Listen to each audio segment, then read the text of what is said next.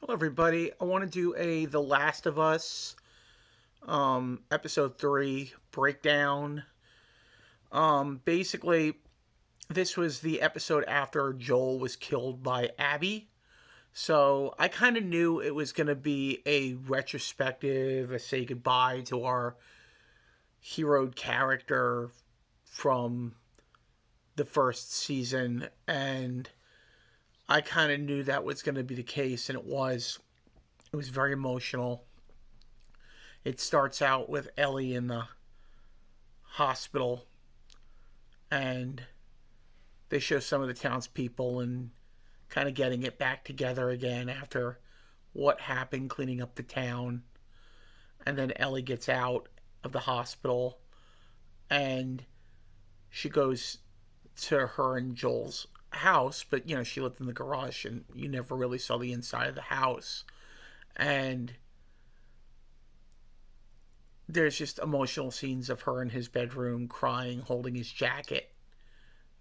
As a lot of people do when a loved one dies, you hold the jacket up to your nose and you could smell the person, their cologne or something, or I don't know if they have that in this world, but um, it was just emotional. And then who comes into the house to see her, but Dina, and she gives her a peace offering of cookies and tells her about the names of the people that killed Joel and what faction they were from, some kind of wolf western Seattle faction. And um there's a town hall meeting, but before that there's a baseball game, like a little league baseball game, which I thought was pretty cool. Makes it a little more human because that's something that we have in our world, baseball, and I guess they still have it in their world, which is cool.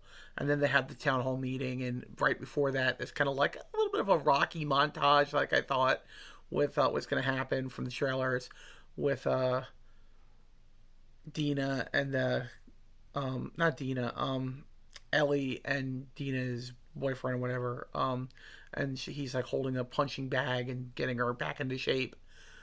So they have the town hall meeting, and people stand up and say, "Hey, everyone got hurt. Why are we going after Joel's attackers? Why aren't we going? Is it one person?" And then finally, some guy comes up and says, "Oh, let's, forgive and forget." And then another guy comes up, the guy that was rude to Ellie and Dina and called them um bad words because they were gay, or he thought they were, or whatever. And um just called them really nasty words. And that's when Joel came in, and you know anyway, that guy stood up for um stood up for Ellie and gave an impassioned speech about how we these people don't care about us. They're gonna come back for us. They're gonna laugh at us. They're gonna kill us all. This, that, and the other. And but they took a vote, and it was 8-3 against doing anything. Oh, and plus Ellie did a speech, an impassioned speech.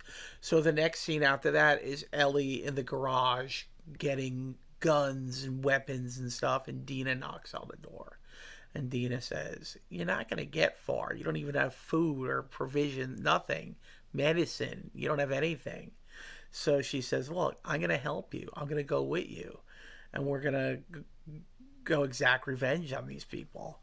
I loved, I don't know if this was the point when she said it, but she said, "I love Joel too." Um, so they go on their adventure with the help again of that guy that was mean to them that night. And I think he used to be a Firefly, but he's not anymore or something. I don't know the whole story behind that. It had to do with the game or something. So they go out. They go out 3 in the morning, still dark out, and the next scene is them in the beautiful morning sunlight at Joel's graveside. site. And then the rest of the episode is them going down the road. They show them in a tank together talking, and Dina wants to know, rate my kiss with you on a scale of 10. And you can kind of see that there might be some chemistry between them. You might be something down the road. We'll have to see. I think in the game, and I hope I'm not giving too much away here. There will be I will write spoilers in the title, but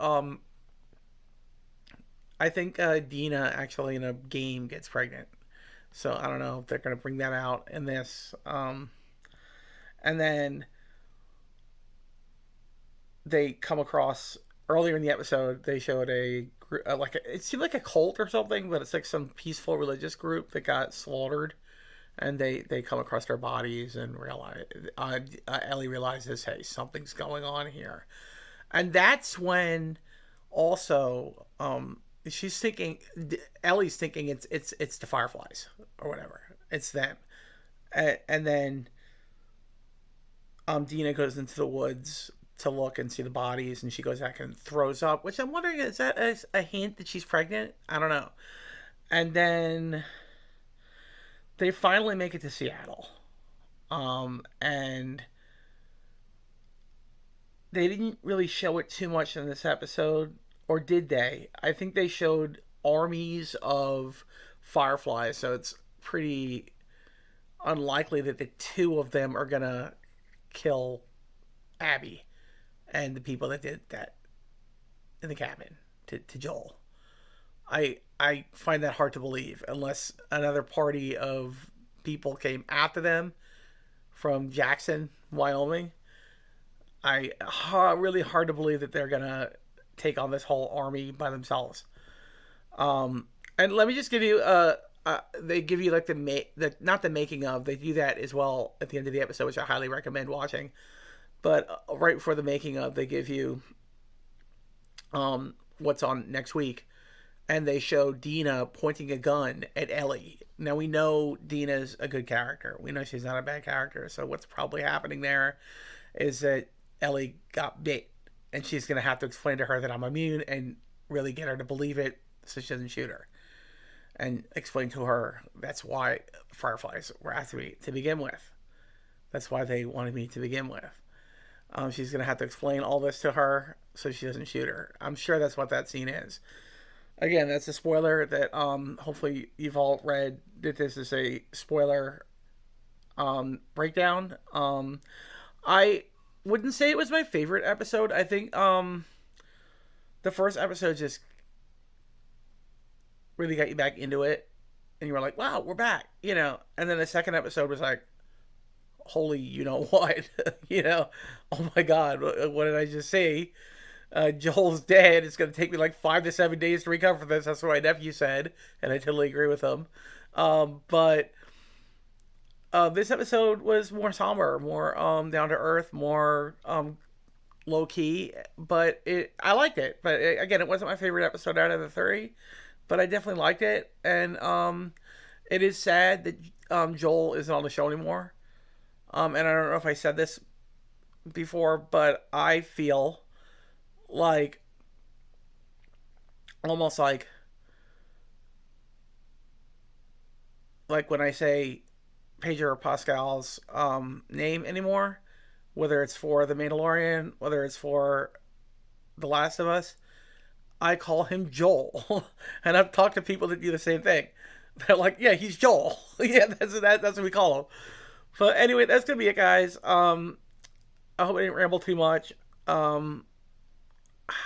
don't want to rate the episode because I haven't been rating them. So just know that I liked it. And I can't wait for next week's episode to see what happens when Ellie and Dina meet up with an army of Fireflies, which I don't think they were quite prepared for. So really enjoyed it. Have a great, great night, everyone, and a great day whenever you're watching this. May the Force be with you, and God bless.